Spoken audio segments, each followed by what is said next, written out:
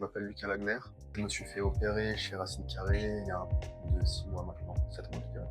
Mon opération n'est pas forcément liée à une perte capillaire, c'est plus lié à une déformation, enfin une ligne frontale mal formée de naissance, qui a fait que j'ai eu envie de rattraper le tir en venant ici. Très jeune, à l'école, des camarades me faisaient remarquer assez souvent que j'avais une ligne frontale assez asymétrique.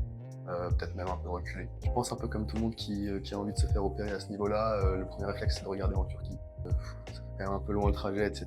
Donc autant regarder en France. Qui m'a analysé le scalp capillaire. Il m'a fait des retours quant à la perte de cheveux potentielle de certains endroits ou non. Et il m'a dit que du coup l'opération était possible pour corriger le problème que je voyais sur ma tête. C'était assez rassurant. Premier rendez-vous chez le coiffeur pour définir la ligne frontale. Petit goûter on va dire avant l'opération. Et puis ensuite tout se passe assez rapidement.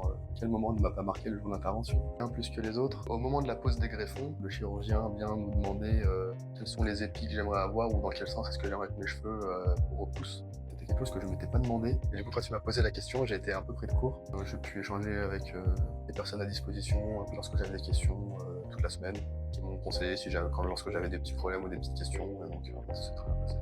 Je pense que le message que je transmettrais, ce serait que c'est quelque chose de normal de se poser des questions, d'hésiter. On se demande tous si ça va marcher, si on sera mieux après qu'avant. Et pour être le premier sceptique à ce sujet-là et pour l'avoir fait, je pense que c'est vraiment pas se poser de questions. Renaissance.